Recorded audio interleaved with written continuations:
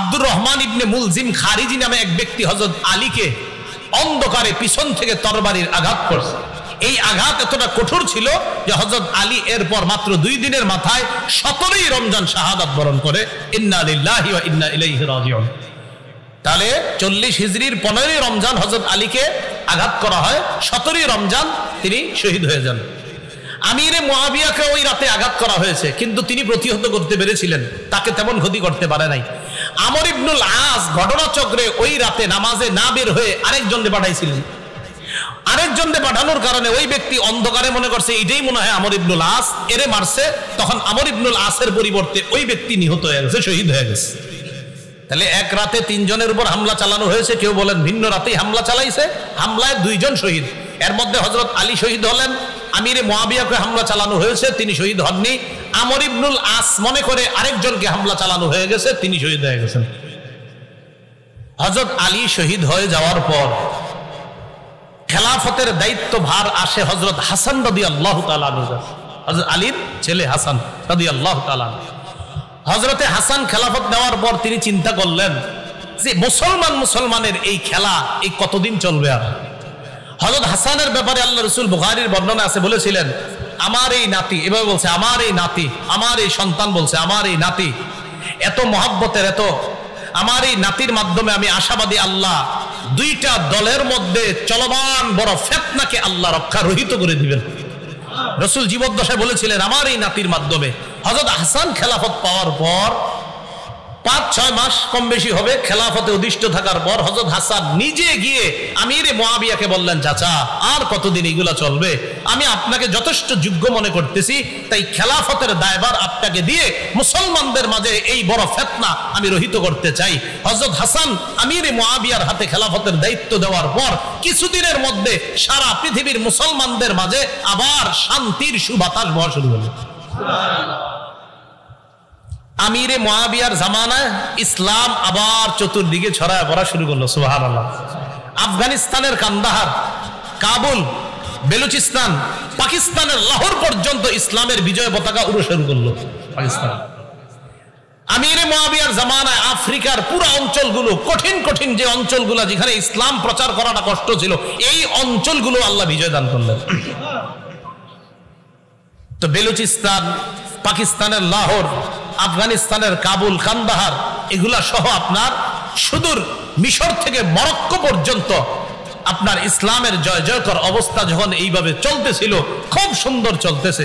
হযরত হাসান রাদিয়াল্লাহু তাআলা 49 অথবা 50 হিজরিতে হযরত হাসান ইন্তেকালের পর কুফার কিছু জনগণের মাঝে আবার শয়তান সাবাই গোত্ররা খোঁচা শুরু করছে।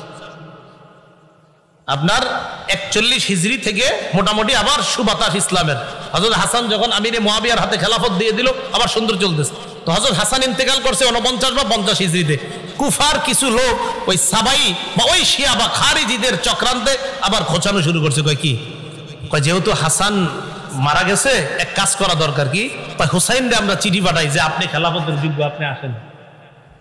হযরত হুসাইনকে চিঠি লেখা শুরু করছে, হুসাইন আপনার মতো এরকম মানুষ থাকতে মুআবিয়া কি কেন খলিফা হবে? ওই আবার আগের ষড়যন্ত্র, ওই সেই আলীকে যে কথাটা বলছিল আপনি থাকতে উসমান কেন খলিফা হবে, মনে আসেনি এই কথা? আবার হযরত হুসাইন ভালোভাবে বুঝতে পারছে, কয় এই জাতীয় উল্টাপাল্টা কথা আর লেখবা না, আমিরে মুআবিয়া তিনিই যোগ্য। হযরত হুসাইন এই কথার তেমন কোনো গুরুত্ব দেয় নাই, তাহলে তেমন কোনো কাজ করতে পারে নাই। 49 বা 50 হিজরিতে আমিরে মুআবিয়ার শাসন ক্ষমতা চলতেছে 60 হিজরি পর্যন্ত চললো। কয় হিজরি? 60 হিজরি। 60 হিজরি পর্যন্ত শাসন ক্ষমতা চলার পর আমিরে মুআবিয়া যখন মুমূর্ষু অবস্থা, চিন্তা করলেন কি করা যায়। ওই যে মুসলমানদের খলিফা নির্বাচনের পদ্ধতি 4টার, একটা হলো পরবর্তী খলিফার নাম ঘোষণা করা। আমিরে মুআবিয়া ইজতিহাদ করে দেখলেন যে আমার পরে খলিফা কাকে বানানো যায়। তো তিনি দেখলেন যে আমার পরে খলিফা হিসেবে যোগ্য আমার ছেলে ইয়াজিদ। আমিরে মুআবিয়া দেখলেন। উলামায়ে কেরাম, ফুকাহায়ে কেরাম বলেন যে দেশ চালানোর যোগ্যতা আসলে ইয়াজিদের ছিল। কি চালানো? কিন্তু তাকওয়া বা খোদাবিরুতা এই দিক দিয়ে হযরতে হুসাইন, আব্দুল্লাহ ইবনে ওমর, আব্দুল্লাহ ইবনে জুবায়ের, আব্দুল্লাহ ইবনে আব্বাস, আব্দুর রহমান ইবনে আবু বকর তখনও দুনিয়াতে জিন্দা। তাকওয়া খোদাভীরুতায় যে তারা শ্রেষ্ঠ, এতে কোনো সন্দেহ নাই। কিন্তু দেশ পরিচালনার যোগ্যতা যে ইয়াজিদের ছিল এটা ওলামায়ে কেরামও স্বীকার করে। তবে তাকওয়া খোদাভীরুতায় কারা এগিয়ে? হোসাইন, আব্দুল্লাহ ইবনে ওমর, আব্দুল্লাহ ইবনে জুবাইর, আব্দুল্লাহ ইবনে আব্বাস, তারা এগিয়ে। আমিরে মুআবিয়া বড় বড় সাহাবী তাবিঈদের সাথে পরামর্শ করছে, আমি ইয়াজিদকে খেলাফতের দায়িত্ব দিতে চাই, আপনারা কি বলেন? তো তারা বলল, হ্যাঁ, দেশ পরিচালনায় ইয়াজিদকে দিতে পারেন। ততদিন পর্যন্ত ইয়াজিদের থেকে কোনরূপ খারাপ কিছু প্রকাশ পায় নাই। তো আমিরে মুআবিয়া পরবর্তী খলিফার নাম ঘোষণা করে গেছে। আমিরে মুআবিয়ার সম্পর্কে ইয়াজিদ কি হয়? ছেলে। হ্যাঁ, ইয়াজিদ যে খেলাফতের যোগ্য না, এই কথাটা হুসাইন রাদিয়াল্লাহু তাআলা আনহু সহ সাহাবায়ে কেরাম কেউ অস্বীকার করে নাই, যোগ্য না। তবে হুসাইন রাদিয়াল্লাহু তাআলা আনহু চেয়েছেন, না, বাপের ছেলে খলিফা হবে, এই পন্থাটা বের রহিত হওয়া দরকার। এটা যদি প্রতিষ্ঠিত হয় তো দুনিয়াতে দেখা যাবে বাবার অযোগ্য ছেলেরাও খলিফা হওয়া শুরু হবে। এটা হুসাইন রাদিয়াল্লাহু তাআলা আনহু ছিলেন না, বাপের ছেলেই খলিফা হতে হবে, এই নিয়ম পদ্ধতিটা এটা দুনিয়া থেকে উঠে যাওয়া দরকার। এটা না উঠলে খালি বাপের ছেলেরা যদি খলিফা হতে থাকে, অযোগ্যরাও খলিফা হয়ে যাবে। এটা হুসাইন রাদিয়াল্লাহু তাআলা আনহুর চিন্তা, সঠিক চিন্তা। ইয়াজিদকে খলিফা নাম ঘোষণা করার পর 60 হিজরির 4 রজব আমির মুআবিয়া রাদিয়াল্লাহু তাআলা আনহু ইন্তেকাল করলেন, দুনিয়া থেকে বিদায় নিলেন। আমির মুআবিয়া ইন্তেকাল করছে যেদিন, সেদিন তখন তার ছেলে ইয়াজিদ, তখনও তিনি দামেস্কে ছিলেন না। তিনি তার বাবার মৃত্যুর সংবাদ পেয়ে আসতে আসতে দেখে জানাজা হয়ে অলরেডি আমিরে মুআবিয়াকে দাফন করা হয়ে গিয়েছে। বাকি এতটুকু জানছে যে তাকেই খলিফা হিসেবে নাম ঘোষণা করে গেছে। ইয়াজিদ খলিফা হওয়ার পর চারদিকে চিঠি পাঠাইতে লাগলো, মোটামুটি সবাই আস্তে আস্তে তার খেলাফত মেনে নিতে লাগলো। প্রায় আপনার বড় বড় সাহাবীরাও তার খেলাফত মেনে নিতে লাগলো। তবে মক্কা এবং মদিনায় যারা আছে এদের মধ্যে বড় বড় কিছু সাহাবা তার খেলাফত মেনে নিচ্ছে না। হুসাইন রাদিয়াল্লাহু তাআলা আনহু ইয়াজিদ যে খলিফা হিসেবে অযোগ্য এটা উনি অস্বীকার করে না। তবে ইয়াজিদের খেলাফত প্রতিষ্ঠিত হয় নাই পরিপূর্ণভাবে, এটা হুসাইন রাদিয়াল্লাহু তাআলা আনহুর দাবি। এবং তার দাবি হলো, না, বাপের ছেলেই খলিফা হওয়া, এই পন্থাটা, এই পদ্ধতি দুনিয়া থেকে রহিত করতে হবে। এজন্য হুসাইন রাদিয়াল্লাহু তাআলা আনহু সোজা কথা, ইয়াজিদের খেলাফত আমি মানি না। আব্দুল্লাহ ইবনে আব্বাসও মানেন নাই, আব্দুল্লাহ ইবনে ওমর মানেন নাই, আব্দুর রহমান ইবনে আবু বকর তিনিও মানেন নাই, আব্দুল্লাহ ইবনে জুবাইর তারা কেউ মানেন নাই। এতটুকু বুঝে আসছে? আচ্ছা, ইয়াজিদ চিন্তা করলো, আমারে সারা দুনিয়া যদি খলিফা মানে আর এই বড় বড় 5 সাহাবী যদি না মানে, তো আমার তেমন কোনো ভ্যালু থাকবে না। মনে রাখবেন, তখন কুফার গভর্নর যিনি, তার নাম নু'মান ইবনে বশির রাদিয়াল্লাহু তাআলা, কুফার গভর্নর। বসরার গভর্নর যিনি ছিলেন তখন উবাইদুল্লাহ ইবনে জিয়াদ। আর মদিনার গভর্নর যিনি ছিলেন তার নাম হলো ওয়ালিদ ইবনে উতবাহ। ইয়াজিদ খলিফা হওয়ার পর ওয়ালিদ ইবনে উতবার কাছে চিঠি পাঠাইলো, তুমি যেইভাবে হোক, যেই পদ্ধতি হোক, তাড়াতাড়ি হুসাইন, আব্দুল্লাহ ইবনে জুবাইর, আব্দুল্লাহ ইবনে ওমর, আব্দুল্লাহ ইবনে আব্বাস এদের থেকে তাড়াতাড়ি বায়াত নাও। এদের থেকে যদি বায়াত না নাও তাহলে কিন্তু আমার অবস্থা তেমন ঠিক হচ্ছে না, তাড়াতাড়ি এদের থেকে আমার পক্ষে বায়াত নাও। এতটুকু বুঝে আসছে? কুফা থেকে তখন শত শত চিঠি আসতে লাগলো হুসাইন রাদিয়াল্লাহু তাআলা আনহুর কাছে। হুসাইনকে চিঠিতে লিখতেছে, নবীর নাতি, আপনি হযরত আলীর সন্তান, আপনার মতো যোগ্য ব্যক্তি থাকতে ইয়াজিদকে আমরা কেউ খলিফা হিসেবে মেনে নিতে পারছি না। কুফার জনগণ আমরা কেউ তাকে খলিফা হিসেবে মানব না। কুফায় 1 লক্ষ লোক রেডি আছে ইয়াজিদের বিরুদ্ধে লড়াই করার জন্য, আপনি আমাদের কাছে চলে আসেন। কয় লাখ? 1 লাখ। আমরা রাসূলুল্লাহ সাল্লাল্লাহু আলাইহি সাল্লামের কাছে বসা ছিলাম। তো নবীজির কাছে যখন বসা, নবীজি কথা বলতে বলতে এক পর্যায়ে বললেন, ইন্নী লা আদরি মা বাকাই ফীকুম, আমার জানা নাই আর কতদিন তোমাদের মাঝে আমি থাকব। ফাকতাদু বিল্লাযাইনি মিন বাদি ওয়া আশারা ইলা আবি বকর ওয়া উমর, আমি যখন না থাকব তোমরা ওই 2 ব্যক্তির অনুসরণ করো আমার পরে। নবী ইঙ্গিত করলেন আবু বকর আর ওমরের দিকে, যে আমি না থাকলে এই 2 জনের অনুসরণ তোমরা করো। এটা ইঙ্গিতে বুঝাইয়া দিলেন। কেন? কারণ নবী দুনিয়াতে থাকা অবস্থায়, আপনারা যারা হাদিস পড়েন বা কোরআন পড়েন, ইতিহাস পড়েন, প্রায় জায়গায় দেখবেন নবীজি বলেন আমি আবু বকর ওমর, আমি আবু বকর ওমর, ডান পাশে আবু বকর, বাম পাশে ওমর। উহুদ পাহাড়ের উপরে নবী, আবু বকর ওমর। রাসূলুল্লাহ মদিনায় শুয়ে আছেন, পাশে আবু বকর ওমর। এগুলা থেকে বোঝা যায় যে আমার পরে মুসলমানদের সবচেয়ে শ্রেষ্ঠ দায়িত্বটা পাবে আবু বকর, এরপর পাবে ওমর। এটা বোঝা যায় হাদিস দ্বারা। উহুদ পাহাড়ের উপর দাঁড়ায় আছে, উহুদ পাহাড় নড়াচড়া করতেছে। রাসূলুল্লাহ সাল্লাল্লাহু আলাইহি সাল্লাম বললেন, উহুদ থামো, তোমার উপরে একজন নবী আছে, একজন সিদ্দিক আছে, একজন শহীদ আছে। নবী মানে আমি, সিদ্দিক মানে আবু বকর, আর শহীদ মানে ওমর ফারুক রাদিয়াল্লাহু তাআলা। রাসূলুল্লাহ সাল্লাল্লাহু আলাইহি সাল্লাম পরবর্তী খলিফার নাম সরাসরি বলেন নাই, তবে ইশারা ইঙ্গিতে বোঝা যায় কে হবেন পরবর্তী খলিফা। তাহলে বলেন তো, মুসলমানদের খলিফা হওয়ার 4 পদ্ধতির প্রথমটা আমরা জানলাম ইশারা। দ্বিতীয় পদ্ধতি, জীবিত খলিফা পরবর্তী খলিফার নাম ঘোষণা করে যায়। আবু বকর সিদ্দিক রাদিয়াল্লাহু তাআলা বিভিন্ন সাহাবীদের থেকে পার্সোনালি পরামর্শ নিলেন, ডাকলেন, আচ্ছা ওমর কেমন? তো অনেকে বলে ওমর তো অনেক ভালো, কেউ কেউ আবার বলছে ওমর সব দিক দিয়ে ঠিক আছে কিন্তু রাগটা একটু বেশি, এরকম বলছে। আবু বকর সিদ্দিক বলেন, তোমরা যে কি বলো, আমি তো ওমরের চাইতে যোগ্য ব্যক্তি পৃথিবীতে আর কাউকে দেখছি না। আবু বকর সিদ্দিক জীবদ্দশায় পরবর্তী খলিফার নাম ঘোষণা করে গিয়েছেন যে ওমর সবচেয়ে যোগ্য ব্যক্তি। তাহলে মুসলমানদের খলিফা নির্বাচনের দ্বিতীয় পদ্ধতি পাইলাম, জীবিত ব্যক্তি পরবর্তী খলিফার নাম সরাসরি ঘোষণা করে গেছে। 3 নাম্বার পদ্ধতি, জীবিত খলিফা কয়েকজনের একটা সদস্য গঠন করে দিবেন, এটাকে বলা হয় মজলিসে শুরা। তাদেরকে দায়িত্ব দিবেন যে তোমরা পরামর্শ করে পরবর্তী খলিফা নির্বাচন করবা। ওমর ফারুক রাদিয়াল্লাহু তাআলা 6 জনের একটা শুরা সদস্য গঠন করে দিছে। এই 6 জনকে দায়িত্ব দিলেন পরবর্তী খলিফা নির্বাচন করতে। তাহলে 3 নাম্বার পদ্ধতি আমাদের কাছে স্পষ্ট, জীবিত খলিফা পরবর্তী খলিফা নির্বাচনের দায়িত্ব দিবে শুরা কমিটির উপর। 4 নাম্বার পদ্ধতি, জনগণের মধ্যে একদল অভিজ্ঞ মানুষ মুসলমানদের একজনকে খলিফা হিসাবে মেনে নিয়ে তার হাতে বায়াত হবে, তখন অন্যান্যরাও তার হাতে বায়াত হবে। এটা 4র্থ পদ্ধতি। এটাকে আবার সরাসরি অবাধে জনগণ বলা যায় না, বিশেষ জনগণ বলা যায়। এটা দ্বারা অনেকে অনেক কিছু বুঝাইতে চায় 4র্থ পদ্ধতি দ্বারা, যে জনগণ নির্বাচন করা মানে কি।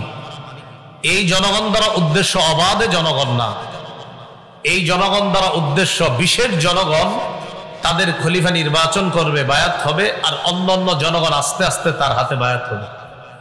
তাহলে আবু বকর সিদ্দিক খলিফা হলেন ইশারার মাধ্যমে, ওমর ফারুক রাদিয়াল্লাহু তাআলা খলিফা হলেন, আবু বকর সিদ্দিক নির্বাচন করে গেছেন। উসমান গনি রাদিয়াল্লাহু তাআলা আনহু খলিফা হলেন শুরা কমিটির মাধ্যমে। 4র্থ খলিফা আলী রাদিয়াল্লাহু তাআলা আনহু খলিফা হলেন, একদল জনগণ তাকে খলিফা হিসাবে মেনে নিয়েছে, আস্তে আস্তে মুসলমানরা তার হাতে বায়াত হয়েছে। এই হলো 4টা পদ্ধতি। কয়টা পদ্ধতি? এই 4 পদ্ধতি মাথায় রাখলে, একদম মন দিয়ে শুনবেন, মাথায় একদম এদিক সেদিক করবেন না, না একদম কিছু মনে রাখবেন না। আপনারা প্রায় সময় অনেক প্রশ্নের সম্মুখীন হন, আলোচনাটা মন দিয়ে শোনেন, দেখবেন অনেক প্রশ্নের সমাধান পেয়ে যাবেন ইনশাআল্লাহ। রাসূলুল্লাহ সাল্লাল্লাহু আলাইহি সাল্লাম মদিনায় আগমন করার আগে ইহুদিদের ইবাদতখানা ছিল মদিনায়, ইহুদিদের বড় বড় আলেম ছিল মদিনায়। রাসূল সাল্লাল্লাহু আলাইহি সাল্লাম মদিনায় আসলেন, ইহুদিদের সাথে সন্ধি করলেন যে আমরা মিলেমিশে থাকবো, আমাদের উপর কেউ আক্রমণ করলে তোমরা সহযোগিতায় এগিয়ে আসবে, তোমাদের উপর কেউ আক্রমণ করলে আমরা তোমাদের সহযোগিতায় এগিয়ে যাব। ইহুদিরাও চুক্তি নামায় স্বাক্ষর করছে, ইহুদিদের সাথে রাসূল চুক্তি করছে। ইহুদিরা কিছুদিন পরে চুক্তি ভাঙ্গা শুরু করছে।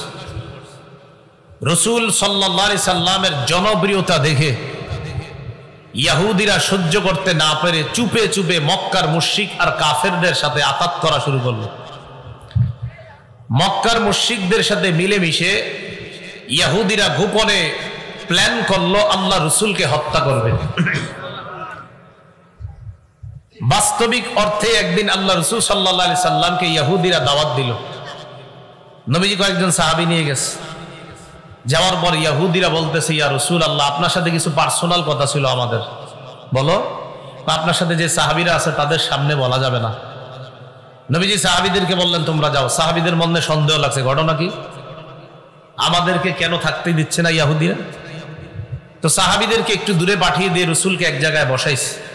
পিছনে একটা দেয়াল ছিল, সেখানে রসুলের সাথে কথা বলতেছে ইহুদিরা। আরেকজনকে পাঠাইয়া দিছে দেয়ালের উপর, যা ওখান থেকে একটা পাথর মারো নবীর উপরে। রাসূলুল্লাহ সাল্লাল্লাহু আলাইহি সাল্লাম সেখানে বসা, একজন পাথর নিয়ে উপরে উঠতেছে। আসলে পার্সোনাল কথা, উদ্দেশ্য কিছুই না, নবীর সাথে কথা বলবে, উপর দিকে একজন পাথর মেরে রসুলকে হত্যা করবে। জিবরিল আমিন আইসা জানায় দিছে এখান থেকে তাড়াতাড়ি সরেন, আপনারে মারবে। সুবহানাল্লাহ। রাসূলুল্লাহ সাল্লাল্লাহু আলাইহি সাল্লাম চলে গেলেন। ইহুদিদেরকে মদিনা থেকে বের করে দেওয়া হলো, তারা গেল খায়বারে। এক পর্যায়ে খায়বার থেকেও তাদেরকে সমূলে উৎখাত করে দেওয়া হলো। মুসলমানদের উত্থান আর ইসলামের প্রচার প্রসার শুধু মদিনায় সীমাবদ্ধ না, আন্তর্জাতিক পরিমণ্ডলে ইসলামের প্রচার প্রসার, বিভিন্ন রাষ্ট্র প্রধান যারা, তাদের বিশেষ মজলিসের মধ্যে ইসলাম নিয়ে, ইসলামের নবীকে নিয়ে আলোচনা শুরু হয়ে গেছে। এই বিষয়টা ইহুদিরা কোনোভাবেই মেনে নিতে পারল না। ইহুদিরা মুসলমানদের এই বিজয় রথ দেখে তারা দেখলো রসুলের জামানায় ইসলামের প্রচার প্রসার ব্যাপকভাবে হচ্ছে। রসুলের পরে আবু বকর, ওমর রাদিয়াল্লাহু তাআলা আনহুমার যুগে ইসলাম মুসলমানদের শুধুমাত্র এলাকায় না, সারা পৃথিবীর ঘরে ঘরে, সমাজে সমাজে, রাষ্ট্রে রাষ্ট্রে, অলিতে গলিতে শুধু ইসলামের কথাবার্তা আর প্রচার জয়গান চলতেছে। এই যুগকে বলা হয় স্বর্ণযুগ। কি বলা হয়? স্বর্ণযুগ।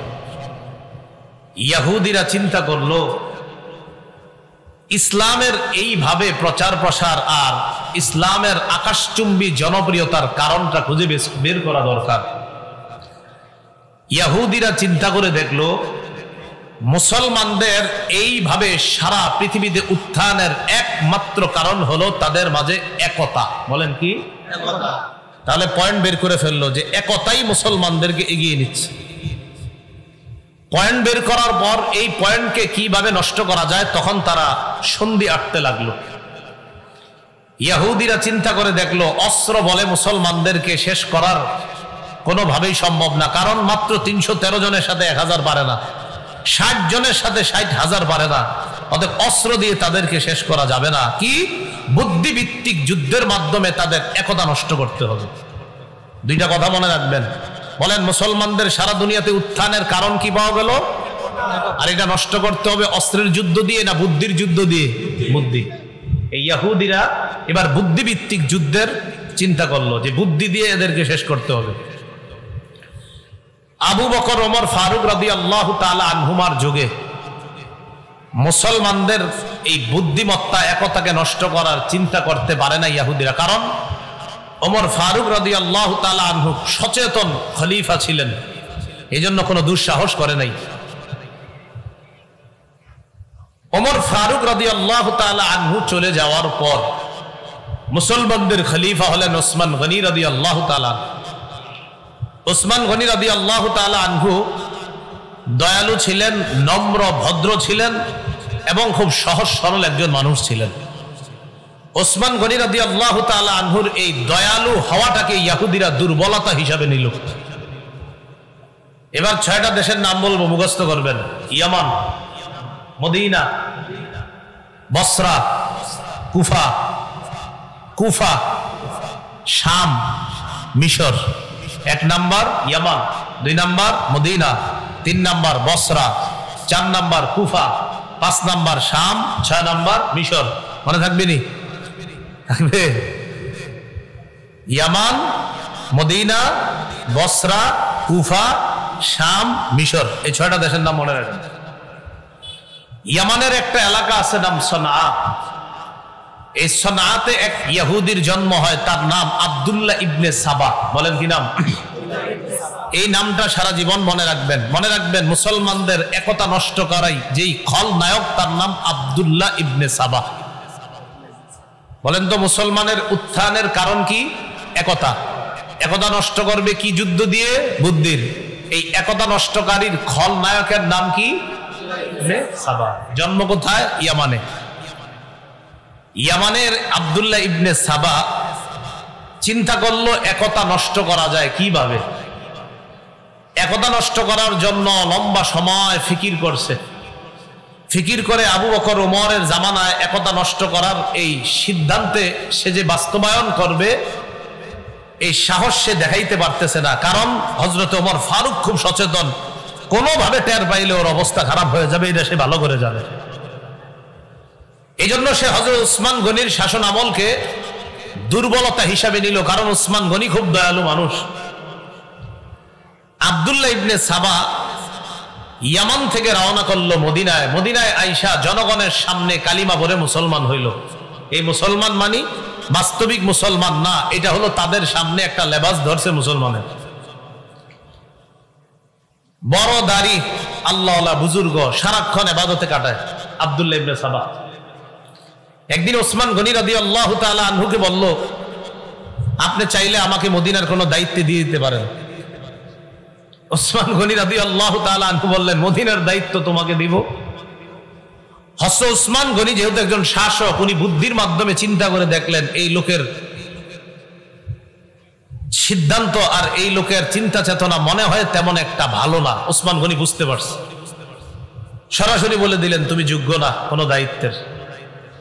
আব্দুল্লাহ ইবনে সাবা তাকে অযোগ্য বলার কারণে এবার সে কি করলো, ওসমান গনি রাদিয়াল্লাহু তাআলা আনহুর বিরুদ্ধে কিভাবে কুৎসা রটনা যায় এই জন্য সে কয়েকটা বিষয় অন্যান্য সহজ সরল মুসলমানদের মাঝে প্রচার করতে লাগলো। সহজ সরল মুসলমানদেরকে বুঝাইলো যে আলী রাদিয়াল্লাহু তাআলা আনহু জীবিত থাকতে হযরত উসমান কিভাবে খলিফা হয়, দেখেন কেমনি বুঝায়। তো অন্যরা কয় কিভাবে? আলী হলেন একজন হাশিমি বংশের লোক, নবীজির মেয়ের জামাতা, হযরত আলীর জ্ঞান বুদ্ধিও সবচেয়ে বেশি, উনি থাকতে উমাইয়া বংশের ওসমান কিভাবে খলিফা হয়? তো সহজ সরল মুসলমানদের অনেকে কয় ঠিকই তো। তো মোটামুটি ভাবে হযরত উসমানের বিরুদ্ধে একদল মুসলমান তৈরি করে ফেলছে সে। এটা কিন্তু আমাদের মাঝে আছে, দেখবেন যদি আপনার এই আমাদের দেশও আছে এরকম। যেমন বর্তমান যে খতিব আপনাদের মসজিদের, এই বেচারা আছে 20 বছর ধরে, ঘটনা চক্রে আরেকজন এই মসজিদে আপনারা ঢুকাইবেন, এখন নতুন করে ওনার কোনো দোষ নাই, কি করা যায় করে আমগো এলাকার এত বড় হুজুর থাকতে হেরে কিনলে কেন রাখবো, এরকম একটা দুর্বলতা। আলী রাদিয়াল্লাহু তাআলা আনহু যোগ্য অনেক বড় আলেম, কোনো সন্দেহ নাই। হযরত আলী রাসূলের মেয়ের জামাতা, কোনো সন্দেহ নাই। হযরত আলী রাদিয়াল্লাহু তাআলা হাশিমি বংশের অনেক বড় যোগ্যতার অধিকারী, কোনো সন্দেহ নাই। কিন্তু কথাটা কেমনি কইছে দেখেন, আলী থাকতে উসমান কিভাবে খলিফা হয়? তো অনেকে এই টোপটা গিলছে, হ্যাঁ ঠিকই তো, কিভাবে হয়? হযরত আলী রাদিয়াল্লাহু তাআলা আনহুর ব্যাপারে এইগুলা বলা বলে শুরু করছে। আলীর কানে কিন্তু এগুলা যায় না, কারণ হযরত আলীর কানে যদি এগুলা যাইতো তো ওরে সহায়তা করত। হযরত উসমান গনি তার দূরদর্শিতা বুঝতে পেরে তাকে মদিনা থেকে বের করে দিয়েছে। আসছে কোত্থেকে? এখন আছে কোথায়? মদিনায়। মদিনা থেকে বের করে দেওয়ার পর গেল বসরায়। হাসান বসরি রহমতুল্লাহ নাম শুনেন নাই? এই বসরা। বসরায় যাওয়ার পর হযরত উসমান রাদিয়াল্লাহু তাআলা আনহুর বিরুদ্ধে বসরায় কথা বলা শুরু করলো। বসরার গভর্নর যিনি ছিলেন তিনি বুঝতে পারলেন, বুঝতে পেরে আব্দুল্লাহ ইবনে সাবাকে বসরা থেকে বের করে দিল। বসরা থেকে বের করে দেওয়ার পর সে গেল কুফায়। কুফায় যাওয়ার পর হযরত উসমানের বিরুদ্ধে আগে থেকেই কিছু লোক ছিল সেখানে। আব্দুল্লাহ ইবনে সাবা এটারে কাজে লাগাইল।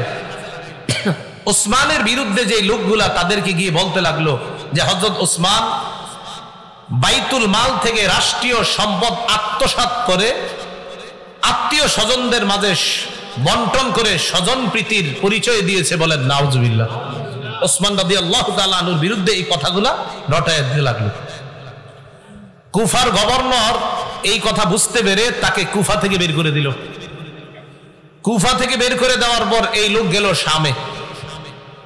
শামের গভর্নর যিনি ছিলেন তখন আমিরে মুআবিয়া রাদিয়াল্লাহু তাআলা। মনে রাখবেন, সারা পৃথিবীতে যারা তীক্ষ্ণ বুদ্ধির অধিকারী শাসক ছিলেন তাদের মাঝে একজন ছিলেন মুআবিয়া রাদিয়াল্লাহু তাআলা। আমিরে মুআবিয়া রাদিয়াল্লাহু তাআলা আনহুর বুদ্ধিমত্তার কারণে ভয়ে সাহসও করে না আব্দুল্লাহ ইবনে সাবা যে কিছু বলবে। সে কিন্তু বড় মুসলমান হিসেবে সবার কাছে পরিচিত, মানে অনেক বড় মুসলমান, দাড়ি লম্বা টুপি সব ঠিক আছে। সাহস করে একদিন রাসূলের এক সাহাবী আবু দারদা, তিনি তখন শামে শামের গভর্নরকে মুআবিয়া, আবু দারদা রাদিয়াল্লাহু তাআলা নবীর এক সাহাবী, তিনিও সামনে আছেন। তো একদিন সাহস করে আবু দারদা রাদিয়াল্লাহু তাআলা আনহুকে ওসমান রাদিয়াল্লাহু তাআলা আনহুর বিরুদ্ধে কিছু কথা বলছে। আবু দারদা তার কথা শুনে কয়, তোমার কথায় ইহুদিদের জ্ঞান পাওয়া যাইতেছে। তুমি কি ইসলাম প্রচার করো না ইহুদিবাদ প্রচার করো? সত্যি করে বলো। সে ভয় পেয়ে গেছে, আর কোনো কথা বলে না। লম্বা সময় সামনে থাইকে আবার আরেকদিন রাসূলের আরেক সাহাবী উবাদা ইবনে সামিত রাদিয়াল্লাহু তাআলা আনহুকে হযরত ওসমানের বিরুদ্ধে কথা বলার পর উবাদা ইবনে সামিত কিছু না বইলা হাত ধইরা সোজা আমিরে মুআবিয়ার কাছে নিয়ে গেছে। চলো, তোমারে ভালো মনে হইতেছে না, তুমি ইসলাম প্রচার করো না অন্য কিছু। আমিরে মুআবিয়া তার কথা শুইনা সাথে সাথে বুঝতে পারছে এর উদ্দেশ্য ভালো না, কিন্তু আবার তারে কিছু বলাও সম্ভব না, কারণ তার অলরেডি জনগণ তৈরি হয়ে গেছে অনেক। আবার সে একজন বড় মুসলমান হিসাবে সবার কাছে পরিচিত। এই জন্য মনে রাখবেন, আমাদের দেশে অনেক বেদাতি সহ্য করে ওলামায়ে কেরাম সরাসরি কিছু বলে না কেন? কারণ বললে আপনারাই বলবেন, দেখো এক হুজুর আরেক হুজুরে দেখতে পারে না। আমিরে মুআবিয়া রাদিয়াল্লাহু তাআলা তাকে বের করে দিলেন শাম থেকে, গেল মিশর। মনে আসেনি 6 দেশ? ইয়ামান থেকে আসলো মদিনায়, মদিনা থেকে বসরা, বসরা থেকে কুফা, কুফা থেকে শাম, শাম থেকে মিশর। মিশরে যাওয়ার পর মিশরে গিয়ে দেখলো ওসমান রাদিয়াল্লাহু তাআলা আনহুর বিরুদ্ধে মিশরের অনেকগুলা লোক আগে থেকে আছে। মুহররম মাস আসলে যেই সমস্ত উল্টাপাল্টা কাজগুলা হয়, মনে রাখবেন এই উল্টাপাল্টা কাজগুলার সূচনা বেশি হয়েছে মিশর থেকে। মিশরে যাওয়ার পর সে তার মতবাদ ভালোভাবেই প্রচার করতে লাগলো। তার মিশন বাস্তবায়ন করার জন্য সে মিশরকে বেছে নিল। মিশনের জন্য মিশর, মিশর বাস্তবায়নের জন্য মিশর। লম্বা একটা সময় অতিক্রম করলো সেখানে এবং বড় একটা দল তৈরি করে ফেলছে। ততক্ষণ পর্যন্ত মিশরের গভর্নর তার দুর্বিসন্ধি বুঝতে পারে নাই। এক পর্যায়ে যখন বুঝতে পারলো, ততক্ষণে সে তার বিশাল এক জামাত তৈরি করে ফেলছে। মিশরের গভর্নর তাকে মিশর থেকে বের করে দিল। কিন্তু এবার আর সে একা না, লম্বা সময় থাকার কারণে বিশাল বড় এক বাহিনী নিয়ে সে রওনা করলো। আগে থেকে তার কিছু বাহিনী ছিল বসরায় আর কুফায়। 3 জায়গায় মোটামুটি সফল, বসরা, কুফা আর মিশর। এই 3 জায়গা থেকে তার মোটামুটি একটা দল নিয়ে রওনা করলো আবার মদিনায়। মদিনার খলিফাকে ওসমান গনি রাদিয়াল্লাহু তাআলা। মদিনায় না ঢুইকা মদিনার আশেপাশেই প্রচার চালাইতে লাগলো। হযরত ওসমানের বিরুদ্ধে কয়েকটা কথা বলতে লাগলো। মনে রাখবেন, 1, ওসমান স্বজন প্রীতি করে, আওয়াজ দিয়ে বলেন নাউজুবিল্লাহ। 2 নাম্বার, হযরত ওসমান কম বয়সী সাহাবীদেরকে অথবা কম বয়সী যুবকদেরকে বিভিন্ন এলাকার গভর্নর বানায় দিছে। এটা ওসমানের বিরুদ্ধে হুদাই মানে একটা কথা বইলা তো বলতে হবে। 2 অভিযোগ। 3 নম্বর অভিযোগ, ওসমান মারওয়ান ইবনে হাকামকে মক্কায় ঢোকার অনুমতি দিছে। 4 নম্বর অভিযোগ, আব্দুল্লাহ ইবনে সাদ যিনি আফ্রিকার বিজেতা, এই আব্দুল্লাহ ইবনে সাদকে হযরত ওসমান অনেক পুরস্কার দিয়েছে, এটা ঠিক করে নাই। এইগুলা বইলা তার দলে অনেক লোক তৈরি করে ফেলছে। ওসমান গনি রাদিয়াল্লাহু তাআলা তার ব্যাপারে শুইনা যে এই লোক তো আবার ঝামেলা শুরু করছে, এবার ওসমান গনি তাকে ডাকলো। সে তার দল বল নিয়ে ওসমান গনি রাদিয়াল্লাহু তাআলা আনহুর কাছে আসছে। আসার পর এই বারবার উপরের দিকে এই যে এগুলা তোমরা বারবার উপরের দিকে মারবা না, সমস্যা হচ্ছে। ওসমান গনি রাদিয়াল্লাহু তাআলা তাদেরকে জিজ্ঞাসা করলেন, আচ্ছা তোমাদের সমস্যা কোথায়? তো এবার বলতে লাগলো 4টা সমস্যা। 1 নাম্বার, আপনি বাইতুল মাল, রাষ্ট্রীয় সম্পদ আপনার আত্মীয় স্বজনদেরকে দিয়ে আপনি স্বজন প্রীতি করলেন।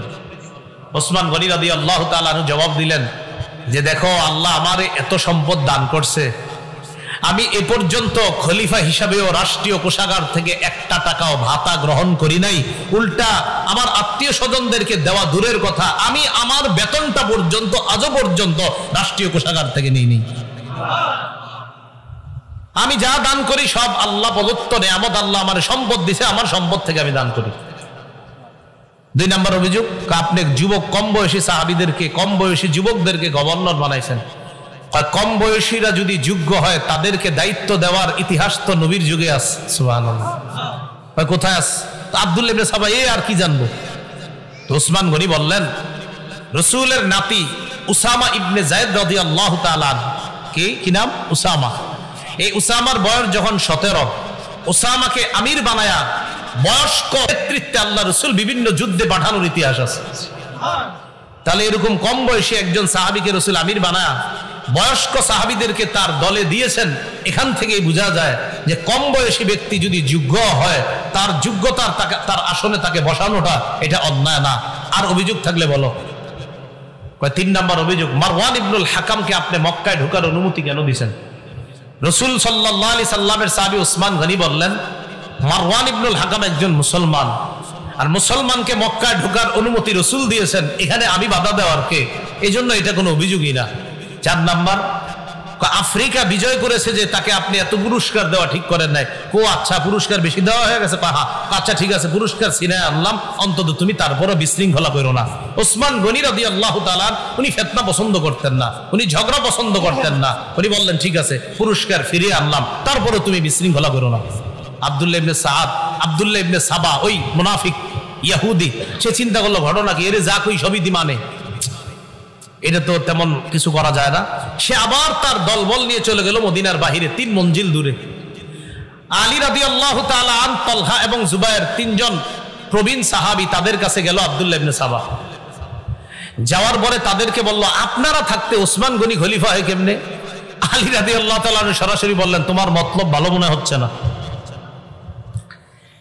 সে দেখলো না আলী তালহা জুবায়ের তাদের কাছে বেশি চান্স পাওয়া যাবে না। এবার নতুন ষড়যন্ত্র করলো, খুব মন দিয়ে শুনেন। নিজে একটা চিঠি লিখলো আব্দুল্লাহ ইবনে সাবা।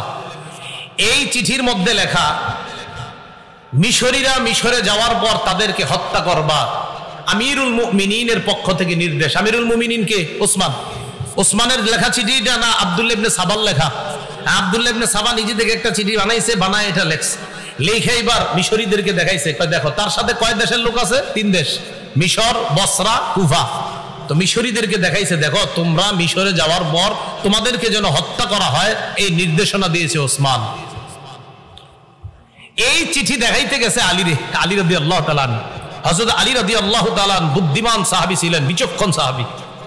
হযরত আলী চিঠি দেখেই বুঝতে পারছে এটা বানানো চিঠি। আর চিঠি দেখার পরে কয়, আচ্ছা ওসমান গনি লিখছে এটা না? হ্যাঁ। ঠিক আছে তোমরা যাও। মিশরীদেরকে আলাদা করে কুফা আর বসরার যারা, তাদেরকে বলল, আচ্ছা মিশরীদেরকে হত্যা করার নির্দেশনা দিয়েছে ওসমান, এটা কি তোমরা জানো? কুফার আর বসরার হেরা কয়, হ্যাঁ আমরা জানি। হযরত আলী কয়, তোমরা কেমনে জানলা এটা? এটা কিভাবে জানলা তোমরা? সবাই চুপ। আসলে তো আমরা কেমনে জানলাম, আমগরে তো এখন কেউ বলে নাই। আলী বললেন যে মিশরীদেরকে ওসমান গনি হত্যা করতে বলছে, একটা নির্দেশনা আছে জানো? তো ঠাস করে সবাই বল, হ্যাঁ জানি। আলী কই কেমনে জানলা? হযরত আলী বললেন, এর মানে তোমাদের এই 3 গ্রুপেরই প্ল্যান করা একটা চিঠি এটা। তো চিঠিতেও তেমন কোনো কাজ হইল না।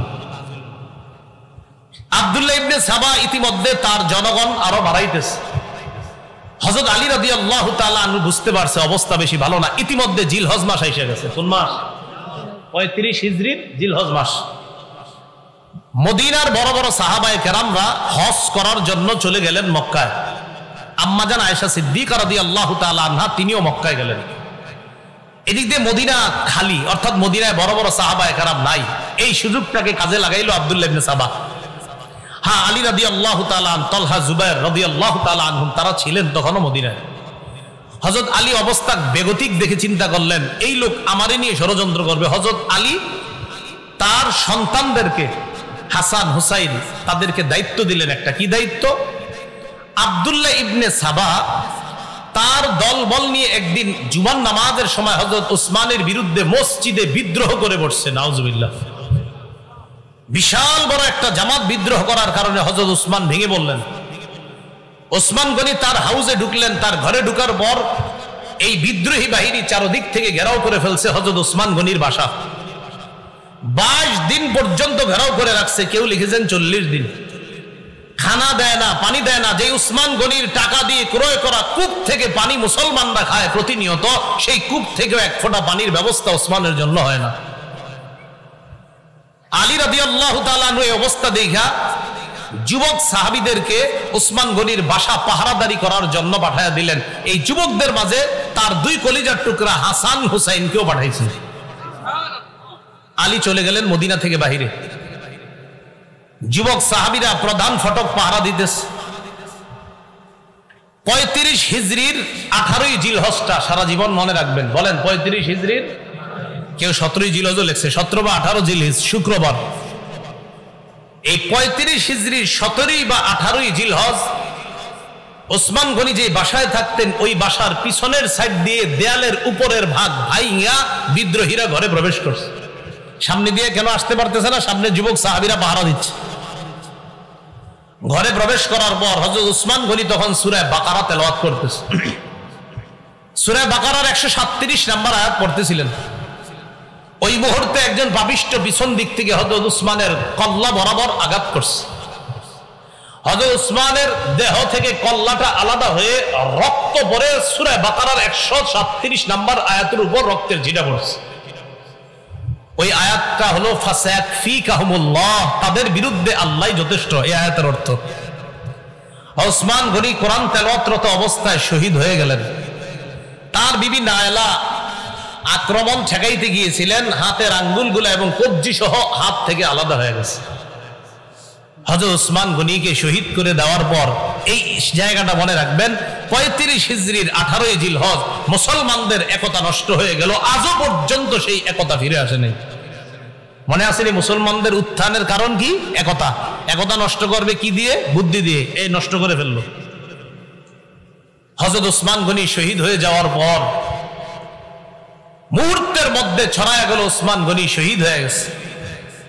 আলোচনা শুরু হয়ে গেল পরবর্তী খলিফা কে হবেন। বিদ্রোহীরা চিন্তা করলো, আব্দুল্লাহ ইবনে সাবা সহ বিদ্রোহীরা চিন্তা করলো যে পরবর্তী খলিফা যদি নগদ কেউ হয়ে যায়, আর এই খলিফা প্রথমেই কি করবে? ওসমান হত্যার বিচার করবে। বিচার করলেই তো আমরা মারা পড়ব। এখন আমরা বাধ্য করে হযরত আলীকে খলিফা বানায়া দিলে ভালো হয়। কেন? হযরত আলী হলেন ঠান্ডা মাথার মানুষ, তিনি প্রথমেই বিচার করবেন না, তিনি প্রথমেই খেলাফত সামাল দিবেন, এরপর পরিস্থিতি নিয়ন্ত্রণে এনে হয়তো তিনি বিচার করবেন। আর আলী যদি এই কাজ করতে যায়, অন্যান্য মুসলমান যারা জোশে আছে এখন হযরত ওসমান হত্যার যারা সহ্য করতে পারে নাই, তারা নগদ বলবে না আগে ওসমান হত্যার বিচার হবে তারপর খেলাফত হবে। কিন্তু হযরত আলী তো ঠান্ডা মানুষ, তার চিন্তা হলো না আগে খেলাফতটা সামলাইতে হবে, এরপর আস্তে ধীরে বিচার হবে। তো মুনাফিক ইহুদিরা চিন্তা করলো এই দুই পরিস্থিতির মাঝখানে মুসলমানদেরকে যদি দাঁড় করায় দেই, এটা নতুন আরেকটা ঝগড়া লাগান যাবে। বিদ্রোহীরা আলীর কাছে গেছে, আপনি খলিফা হইতে হবে। হযরত আলী বললেন না। হযরত আলী সরাসরি বলছে, দাউনি ওয়ালতামিসু গায়রি, আমারে ছাড়ো অন্য কাউরে খলিফা বানাও। তারা আলীকে খলিফা বানাবে স্থির করলো। সাহাবায়ে কেরামের কাছে সংবাদ চলে গেল হযরত ওসমান শহীদ। আম্মা জান আয়েশা সিদ্দিকা মক্কা থেকে হজ করে মদিনায় রওনা করছে। প্রতিমধ্যে সংবাদ পেলেন হযরত ওসমান শহীদ হয়ে গেছে। আম্মা জান আয়েশা সিদ্দিকা মদিনায় আসার পরিবর্তে আবার মক্কায় চলে গেলেন। কেন? মক্কায় গিয়ে আম্মা জান আয়েশা সিদ্দিকার একটাই কথা যে ওসমান হত্যার বিচার হবে আগে, এরপর খেলাফত থেকে অধিষ্ঠিত হবে এটা পরে। ওসমান হত্যার বিচার হওয়ার আগে আমরা কেউ বায়াত হব না। আম্মা জান আয়েশা সিদ্দিকা এই ঘোষণা দিয়ে দিলেন। এই যে বিদ্রোহীরা আলীকে খলিফা বানায় দিছে জোর করে। হযরত আলী দেখলেন আমি যদি খেলাফত না নেই, এই মুহূর্তে এই বিদ্রোহীদের কেউ খেলাফত নিয়ে নিতে পারে। দেখছেন কিভাবে ব্যস্ত লাগাইছে। হযরত আলীও চিন্তা করতেছে খেলাফত না নিয়ে উপায় নাই। আবার আরেক দল সাহাবা বলতেছে না আগে বিচার হবে তারপর বায়াত হবো। এইখানে আর একটা ব্যস্ত লাগাই দিছে বিদ্রোহীরা। আম্মা জান আয়েশা সিদ্দিকা রাদিয়াল্লাহু তাআলা আনহার সাথে তলহা এবং জুবাইর রাদিয়াল্লাহু তাআলা মদিনা থেকে মক্কায় গিয়ে দেখা করছে। আম্মা জান ওসমান তো শহীদ হয়ে গেছে, কি করা?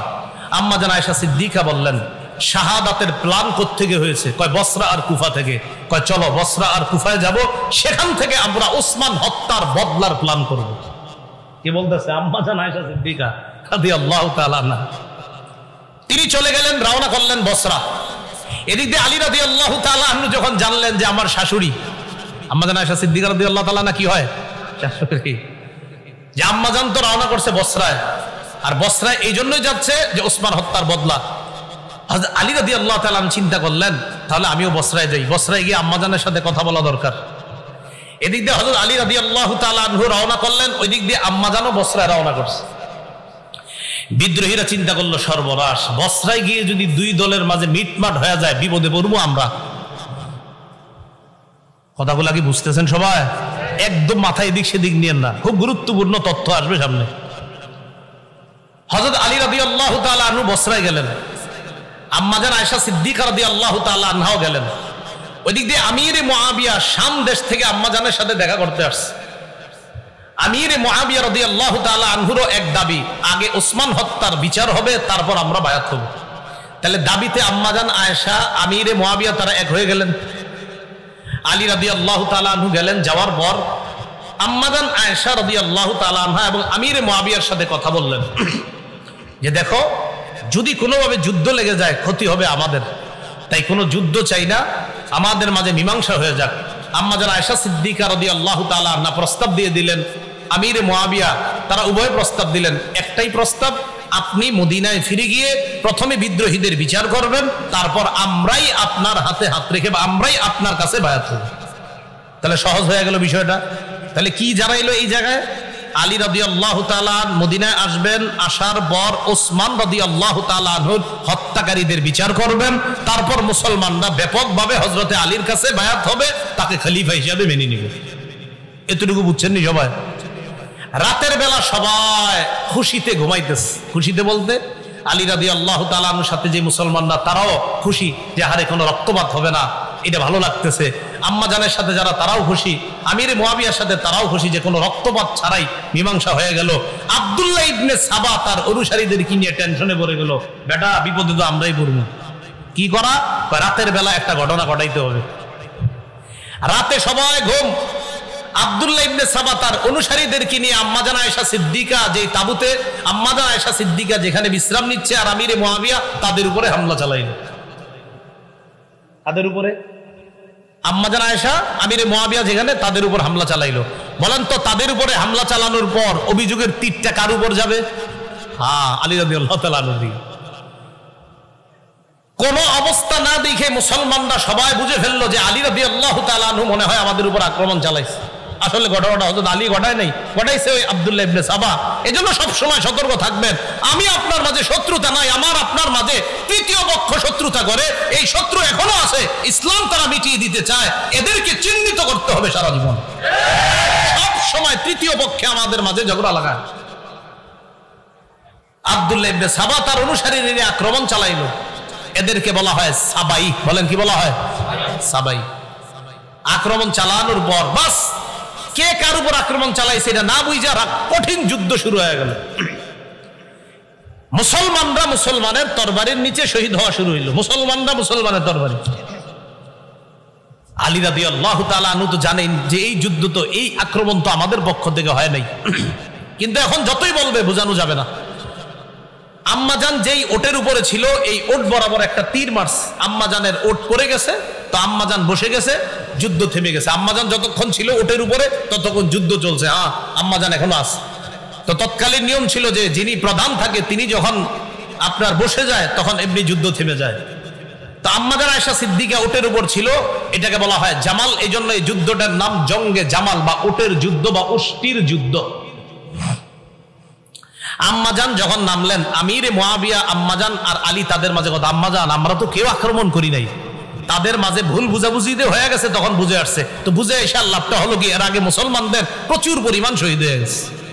এমনকি তলহা আর জুবাইর রাদিয়াল্লাহু তাআলা আনহুম বড় বড় দুই সাহাবী তারাও শহীদ হয়ে গেছে এই রাতে।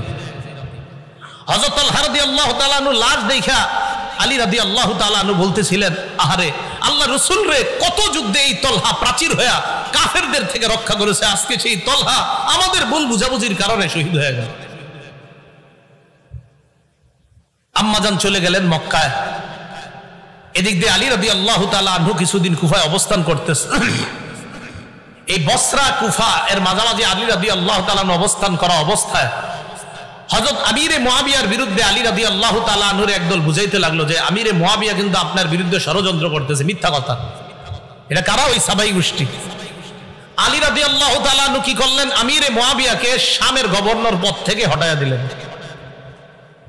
এটা আবার আমিরে মুআবিয়া রাদিয়াল্লাহু তাআলা আনহু মনে করলেন যে আলী রাদিয়াল্লাহু তাআলা আনহু এটা কেন করলেন? আসলে ঘটনাগুলো ঘটাইতেছে তৃতীয় পক্ষ বারবার।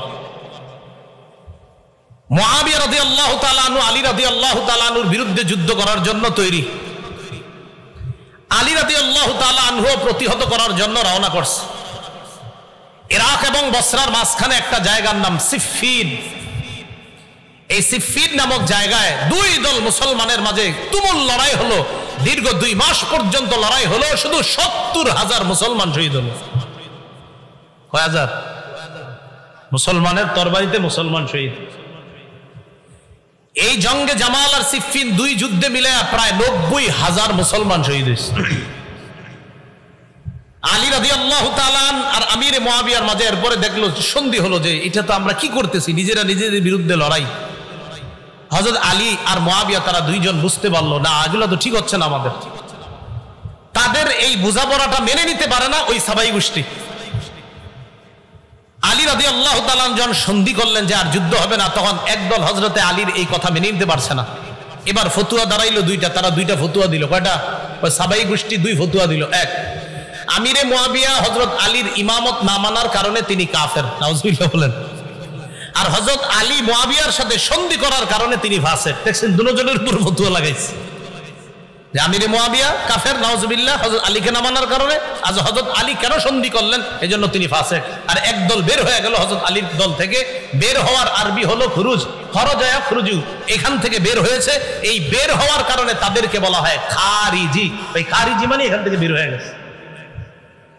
তাহলে সাবাইদের থেকে আরেকটা দল বের হয়ে গেল, এরা হয়ে গেল খারিজি। খারিজিরা বের হয়ে যাওয়ার পর তাদের ফতুয়া আমিরে মুআবিয়া কাফের, নাউজুবিল্লাহ। বড় দুঃখজনক বিষয়, বর্তমান যুগের অনেক মুসলমানও এটা মনে করে আমিরে মুআবিয়া কাফের। 3 বার নাউজুবিল্লাহ বলেন। আমিরে মুআবিয়াকে কি বলে? কাফের, নাউজুবিল্লাহ। রাসূলের একজন জান্নাতি সাহাবীকে বলে কাফের। রাসূল সাল্লাল্লাহু আলাইহি সাল্লাম বলছেন, আমার উম্মতের যে দলটা প্রথম নৌপথে লড়াই করবে তারা জান্নাতি।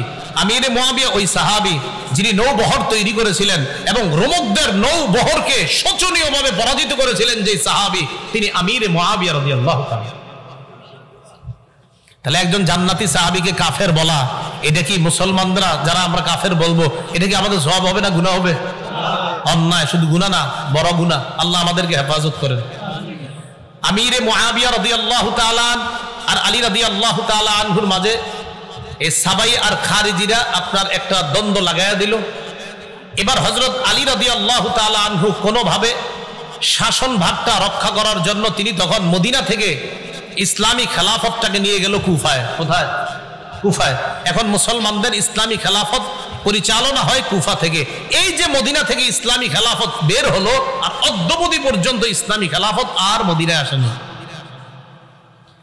ইসলামী খেলাফত কুফায় নিয়ে যাওয়ার পর হযরত আলী রাদিয়াল্লাহু তাআলা আনহুরে যারা মহব্বত বলে দাবি করে, তখন এই তারা দেখলো যে হযরত আলী ঠান্ডা মাথায় আস্তে ধীরে পরিস্থিতি সামাল দেওয়ার জন্য চেষ্টা করতেছে। এই পরিস্থিতি সামাল দেওয়ার চেষ্টাটাকে তারা ভালোভাবে নেয় নাই। একদল তারা কি করলো, খারিজিরা হযরত আলীর বিরুদ্ধেই লড়াই করার জন্য তৈরি, নাউজুবিল্লাহ। হযরত আলীর মহব্বতের লোকেরা আলীর বিরুদ্ধে যুদ্ধ করবে। যুদ্ধ হলো, যুদ্ধে খারিজিরা শোচনীয়ভাবে পরাজয় বরণ করলো। খারিজিরা পরাজয় বরণ করার পর খারিজিদের কয়েকজন সন্ধি করলো, এক রাতেই আলী, মুআবিয়া আর আমর ইবনুল আসকে তারা হত্যা করবে। দেখছেন নি, এতদিন যাদেরকে বলতো কাফের, আমিরে মুআবিয়ার আলীকে এতদিন আলাদা চোখে দেখতো না, এখন তারা চিন্তা করলো না, আমগো শত্রু আলীও, মুআবিয়াও, আমর ইবনুল আস, 3 জন আমগো শত্রু। তারা চিন্তা করলো যে 3 জনকে রাতে হত্যা করতে হবে। 40 হিজরি, কত হিজরি? 40 হিজরির 15ই রমজান ফজরের নামাজ পড়ার জন্য আলী রাদিয়াল্লাহু তাআলা আনহু মসজিদে রওনা করছে। আব্দুর রহমান ইবনে মুলজিম খারিজি নামে এক ব্যক্তি হযরত আলীকে অন্ধকারে পিছন থেকে তরবারির আঘাত করছে। এই আঘাত এতটা কঠোর ছিল যে হযরত আলী এরপর মাত্র 2 দিনের মাথায় 17ই রমজান শাহাদাত বরণ করে। ইন্না লিল্লাহি ওয়া ইন্না ইলাইহি রাজিউন। তাহলে 40 হিজরির 15ই রমজান হযরত আলীকে আঘাত করা হয়, 17ই রমজান তিনি শহীদ হয়ে যান। আমিরে মুআবিয়াকে ওই রাতে আঘাত করা হয়েছে, কিন্তু তিনি প্রতিহত করতে পেরেছিলেন, তাকে তেমন ক্ষতি করতে পারে নাই। আমর ইবনুল আস ঘটনাচক্রে ওই রাতে নামাজে না বের হয়ে আরেকজনকে পাঠাইছিলেন। আরেকজনকে পাঠানোর কারণে ওই ব্যক্তি অন্ধকারে মনে করছে এটাই মনে হয় আমর ইবনুল আস, এরে মারছে। তখন আমর ইবনুল আসের পরিবর্তে ওই ব্যক্তি নিহত হয়ে গেছে, শহীদ হয়ে গেছে। তাহলে এক রাতে 3 জনের উপর হামলা চালানো হয়েছে। কেউ বলেন ভিন্ন রাতেই হামলা চালাইছে, হামলায় 2 জন শহীদ। এর মধ্যে হযরত আলী শহীদ হলেন, আমিরে মুআবিয়াকে হামলা চালানো হয়েছে, তিনি শহীদ হননি। আমর ইবনুল আস মনে করে আরেকজনকে হামলা চালানো হয়ে গেছে, তিনি শহীদ হয়ে গেছেন। হযরত আলী শহীদ হয়ে যাওয়ার পর খেলাফতের দায়িত্ব ভার আসে হযরত হাসান রাদিয়াল্লাহু তাআলা আনহু। হযরত আলীর ছেলে হাসান রাদিয়াল্লাহু তাআলা। হযরতে হাসান খেলাফত নেওয়ার পর তিনি চিন্তা করলেন যে মুসলমানের এই খেলা এই কতদিন চলবে। আর হযরত হাসানের ব্যাপারে আল্লাহ রাসূল বুখারীর বর্ণনা আছে, বলেছিলেন আমার এই নাতি, এভাবে বলছে আমার এই নাতি, আমার এই সন্তান, বলছে আমার এই নাতি এত মহব্বতের, এত আমার এই নাতির মাধ্যমে আমি আশাবাদী আল্লাহ দুইটা দলের মধ্যে চলমান বড় ফিতনাকে আল্লাহ রক্ষা রহিত করে দিবেন। রাসূল জীবদ্দশায় বলেছিলেন আমার এই নাতির মাধ্যমে। হযরত হাসান খেলাফত পাওয়ার পর 5-6 মাস কম বেশি হবে খেলাফতে অধিষ্ঠ থাকার পর হযরত হাসান নিজে গিয়ে আমিরে মুআবিয়াকে বললেন, চাচা আর কতদিন এগুলা চলবে, আমি আপনাকে যথেষ্ট যোগ্য মনে করতেছি, তাই খেলাফতের দায়ভার আপনাকে দিয়ে মুসলমানদের মাঝে এই বড় ফিতনা আমি রহিত করতে চাই। হযরত হাসান আমিরে মুআবিয়ার হাতে খেলাফতের দায়িত্ব দেওয়ার পর কিছুদিনের মধ্যে সারা পৃথিবীর মুসলমানদের মাঝে আবার শান্তির সুবাতাস বওয়া শুরু হলো। আমিরে মুআবিয়ার জামানায় ইসলাম আবার চতুর্দিকে ছড়ায় পড়া শুরু করলো। সুবহানাল্লাহ।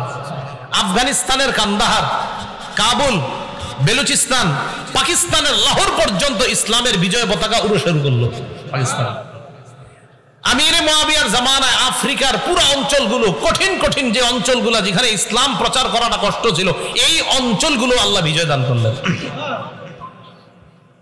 তো বেলুচিস্তান, পাকিস্তানের লাহোর, আফগানিস্তানের কাবুল, কান্দাহার, এগুলা সহ আপনার সুদূর মিশর থেকে মরক্কো পর্যন্ত আপনার ইসলামের জয় জয়কর অবস্থা যখন এইভাবে চলতেছিল, খুব সুন্দর চলতেছে, হযরত হাসান রাদিয়াল্লাহু তাআলা 49 অথবা 50 হিজরিতে হযরত হাসান ইন্তেকালের পর কুফার কিছু জনগণের মাঝে আবার শয়তান সাবাই গোত্ররা খোঁচা শুরু করছে।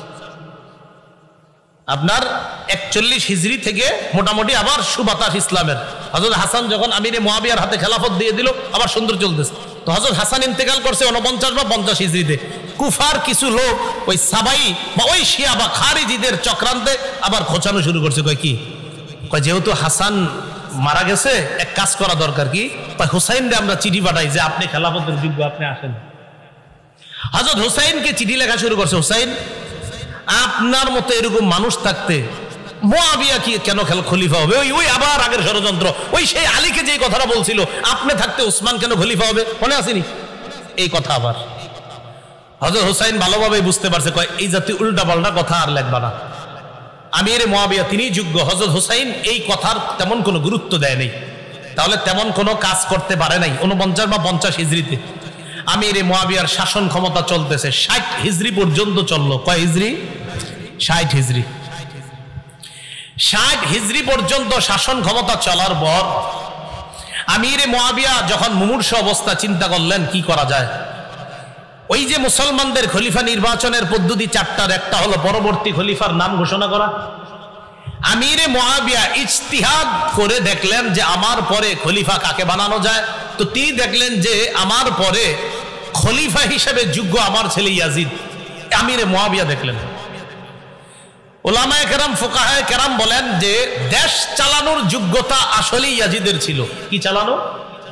কিন্তু তাকওয়া বা খোদাবিরুতা এই দিক দিয়ে হযরতে হুসাইন, আব্দুল্লাহ ইবনে ওমর, আব্দুল্লাহ ইবনে জুবায়ের, আব্দুল্লাহ ইবনে আব্বাস, আব্দুর রহমান ইবনে আবু বকর তখনও দুনিয়াতে জিন্দা। তাকওয়া খোদাবিরুতায় যে তারা শ্রেষ্ঠ, এতে কোনো সন্দেহ নাই। কিন্তু দেশ পরিচালনার যোগ্যতা যে ইয়াজিদের ছিল, এটা উলামায়ে কেরামও স্বীকার করে। তবে তাকওয়া খোদাবিরুতায় কারা এগিয়ে? হুসাইন, আব্দুল্লাহ ইবনে ওমর, আব্দুল্লাহ ইবনে জুবায়ের, আব্দুল্লাহ ইবনে আব্বাস, তারা এগিয়ে। আমিরে মুআবিয়া বড় বড় সাহাবী তাবিঈদের সাথে পরামর্শ করছে, আমি ইয়াজিদকে খেলাফতের দায়িত্ব দিতে চাই, আপনারা কি বলেন? তো তারা বলল, হ্যাঁ, দেশ পরিচালনায় ইয়াজিদকে দিতে পারেন। ততদিন পর্যন্ত ইয়াজিদের থেকে কোনরূপ খারাপ কিছু প্রকাশ পায় নাই। তো আমিরে মুআবিয়া পরবর্তী খলিফার নাম ঘোষণা করে গেছে। আমিরে মুআবিয়ার সম্পর্কে ইয়াজিদ কি হয়? ছেলে। হ্যাঁ, ইয়াজিদ যে খেলাফতের যোগ্য না, এই কথাটা হুসাইন রাদিয়াল্লাহু তাআলা আনহু সহ সাহাবায়ে কেরাম কেউ অস্বীকার করে নাই, যোগ্য না। তবে হুসাইন রাদিয়াল্লাহু তাআলা আনহু চেয়েছেন, না, বাপের ছেলে খলিফা হবে, এই পন্থাটা বের রহিত হওয়া দরকার। এটা যদি প্রতিষ্ঠিত হয় তো দুনিয়াতে দেখা যাবে বাবার অযোগ্য ছেলেরাও খলিফা হওয়া শুরু হবে। এটা হুসাইন রাদিয়াল্লাহু তাআলা আনহু ছিলেন না, বাপের ছেলেই খলিফা হতে হবে, এই নিয়ম পদ্ধতিটা এটা দুনিয়া থেকে উঠে যাওয়া দরকার। এটা না উঠলে খালি বাপের ছেলেরা যদি খলিফা হতে থাকে, অযোগ্যরাও খলিফা হয়ে যাবে। এটা হুসাইন রাদিয়াল্লাহু তাআলা আনহুর চিন্তা, সঠিক চিন্তা। ইয়াজিদকে খলিফা নাম ঘোষণা করার পর 60 হিজরির 4 রজব আমির মুআবিয়া রাদিয়াল্লাহু তাআলা ইন্তেকাল করলেন, দুনিয়া থেকে বিদায় নিলেন। আমিরে মুআবিয়া ইন্তেকাল করছে যেদিন, সেদিন তখন তার ছেলে ইয়াজিদ, তখনও তিনি দামেস্কে ছিলেন না। তিনি তার বাবার মৃত্যুর সংবাদ পেয়ে আস্তে আস্তে দেখে জানাজা হয়ে অলরেডি আমিরে মুআবিয়াকে দাফন করা হয়ে গিয়েছে। বাকি এতটুকু জানছে যে তাকেই খলিফা হিসাবে নাম ঘোষণা করে গেছে। ইয়াজিদ খলিফা হওয়ার পর চারদিকে চিঠি পাঠাইতে লাগলো, মোটামুটি সবাই আস্তে আস্তে তার খেলাফত মেনে নিতে লাগলো। প্রায় আপনার বড় বড় সাহাবীরাও তার খেলাফত মেনে নিতে লাগলো। তবে মক্কা এবং মদিনায় যারা আছে এদের মধ্যে বড় বড় কিছু সাহাবা তার খেলাফত মেনে নিচ্ছে না।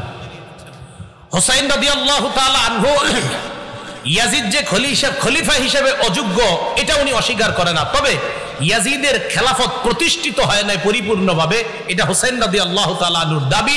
এবং তার দাবি হলো না, বাপের ছেলেই খলিফা হওয়া, এই পন্থাটা, এই পদ্ধতি দুনিয়া থেকে রহিত করতে হবে। এজন্য হুসাইন রাদিয়াল্লাহু তাআলা আনহু সোজা কথা, ইয়াজিদের খেলাফত আমি মানি না। আব্দুল্লাহ ইবনে আব্বাসও মানেন নাই, আব্দুল্লাহ ইবনে ওমর মানেন নাই, আব্দুর রহমান ইবনে আবু বকর তিনিও মানেন নাই, আব্দুল্লাহ ইবনে জুবায়ের তারা কেউ মানেন নাই। এদেরও বুঝে আসছে। আচ্ছা, ইয়াজিদ চিন্তা করলো আমারে সারা দুনিয়া যদি খলিফা মানে আর এই বড় বড় 5 সাহাবী যদি না মানে তো আমার তেমন কোনো ভ্যালু থাকবে না। মনে রাখবেন তখন কুফার গভর্নর যিনি, তার নাম নু'মান ইবনে বশীর রাদিয়াল্লাহু তাআলা, কুফার গভর্নর। বসরার গভর্নর যিনি ছিলেন তখন উবাইদুল্লাহ ইবনে জিয়াদ। আর মদিনার গভর্নর যিনি ছিলেন তার নাম হলো ওয়ালিদ ইবনে উতবা। ইয়াজিদ খলিফা হওয়ার পর ওয়ালিদ ইবনে উতবার কাছে চিঠি পাঠাইলো, তুমি যেইভাবে হোক, যেই পদ্ধতি হোক, তাড়াতাড়ি হুসাইন, আব্দুল্লাহ ইবনে জুবায়ের, আব্দুল্লাহ ইবনে ওমর, আব্দুল্লাহ ইবনে আব্বাস এদের থেকে তাড়াতাড়ি বায়াত নাও। এদের থেকে যদি বায়াত না নাও তাহলে কিন্তু আমার অবস্থা তেমন ঠিক হচ্ছে না। তাড়াতাড়ি এদের থেকে আমার পক্ষে বায়াত নাও। এতটুকু বুঝে আসছে। কুফা থেকে তখন শত শত চিঠি আসতে লাগলো হুসাইন রাদিয়াল্লাহু তাআলা আনহুর কাছে। হুসাইনকে চিঠিতে লিখতেছে, নবীর নাতি, আপনি হযরত আলীর সন্তান, আপনার মতো যোগ্য ব্যক্তি থাকতে ইয়াজিদকে আমরা কেউ খলিফা হিসেবে মেনে নিতে পারছি না। কুফার জনগণ আমরা কেউ তাকে খলিফা হিসেবে মানব না। কুফায় 1 লক্ষ লোক রেডি আছে ইয়াজিদের বিরুদ্ধে লড়াই করার জন্য, আপনি আমাদের কাছে চলে আসেন। কয় লাখ? 1 লাখ। হুসাইন এই চিঠি পায়া চিন্তা করলো আসলে কি 1 লাখ লোক আছে? হযরত হুসাইন রাদিয়াল্লাহু তাআলা দেখলেন আসলেই তো বিশাল একটা জনগোষ্ঠী ইয়াজিদকে এখনো খলিফা মানে না। আসলে কি জানেন, ওই সাবাইরা আলী রাদিয়াল্লাহু তাআলা আনহুরে যেইভাবে হত্যা করছে, তাদের টার্গেট হুসাইনকেও নিয়ে হত্যা করা, এটা তাদের টার্গেট। হুসাইন রাদিয়াল্লাহু তাআলা আনহুর কাছে এদিক দিয়ে চিঠি, এদিক দিয়ে গভর্নর হাউসে, মদিনার গভর্নর হাউসে ডাক পড়ছে। কার? আব্দুল্লাহ ইবনে জুবায়ের, হুসাইন তাদের ডাক পড়ছে। আব্দুল্লাহ ইবনে জুবায়ের এবং হুসাইন রাদিয়াল্লাহু তাআলা আনহু গভর্নর হাউসে গেছে, যাওয়ার পর সরাসরি বলে ফেলছে অসম্ভব, ইয়াজিদের পক্ষে বায়াত হওয়া আমার পক্ষে সম্ভব না। গভর্নর হাউসের মধ্যে যখন হুসাইন রাদিয়াল্লাহু তাআলা আর আব্দুল্লাহ ইবনে জুবায়ের তারা কেউ ইয়াজিদকে খলিফা হিসেবে মনোনয়ন দিচ্ছে না, বের হয়ে আসছে। ইয়াজিদ এবার বলল প্রয়োজনে হুসাইনকে গ্রেফতার করা হোক, নাউজুবিল্লাহ, এরপরেও আমার পক্ষে বায়াত নিতে হবে। হুসাইন রাদিয়াল্লাহু তাআলা আনহু মদিনার অবস্থা বেগতিক দেখে পরিবার নিয়ে মদিনা থেকে রওনা করলেন মক্কায়। কোথায়? মক্কায়। মক্কায় রওনা করার সময় আব্দুল্লাহ ইবনে আব্বাস, আব্দুল্লাহ ইবনে ওমর তারা বাধা দিলেন, আপনি কই যান? মক্কায় যাই। পরে আব্দুল্লাহ ইবনে ওমর কয় আপনি মক্কায় যাবেন না অন্য কোথাও? কয় না মক্কায়, আপাতত মক্কায় যাই। কয় তারপর দেখি। আব্দুল্লাহ ইবনে ওমর আল্লাহর রাস্তায় আপনি অন্য কোনো সিদ্ধান্ত নিয়েন না, মক্কায় যান, অন্য কিছু করেন। আব্দুল্লাহ ইবনে ওমর বড় আলেম ছিলেন, উনি বুঝতে পারছেন যে হযরত হুসাইনকে নিঃসন্দেহে আবার তার বাবার মতো ষড়যন্ত্রের জালে ফালানোর চেষ্টা করতেছে। আব্দুল্লাহ ইবনে ওমর বললেন আপনি আল্লাহর রাস্তায় মক্কায় যান, অন্য কোথাও যান না। হযরত হুসাইন যে আপনার ওই সাবাই, ওই শিয়াদের ষড়যন্ত্রে আবার পড়তেছে, এটা আব্দুল্লাহ ইবনে ওমর, আব্দুল্লাহ ইবনে আব্বাস বুঝতে পারছে। আব্দুল্লাহ ইবনে ওমর, আব্দুল্লাহ ইবনে আব্বাস তারা সাহাবীদের মধ্যে বড় বড় সাহাবী ছিলেন। আব্দুল্লাহ ইবনে আব্বাস তো রাইসুল মুফাসসিরিন, মুফাসসিরদের সম্রাট। আব্দুল্লাহ ইবনে ওমর হুসাইনকে জড়াইয়া ধরে লম্বা সময় কাঁদছে, কেঁদে কেঁদে বললেন, কি বলছে দেখেন, ও শহীদ, আপনি মক্কায় যান না। কি বলছে? হ্যাঁ, এটা বলছে। হযরত হুসাইনকে বলতেছে ও শহীদ, আপনি মক্কায় যান না। শহীদ বলে নাই, হুসাইন বলছে ও শহীদ মক্কায়। মানে হযরত আব্দুল্লাহ ইবনে ওমর বুঝতেই পারছে আপনি নির্ঘাত শাহাদাতের দিকে আগাচ্ছেন।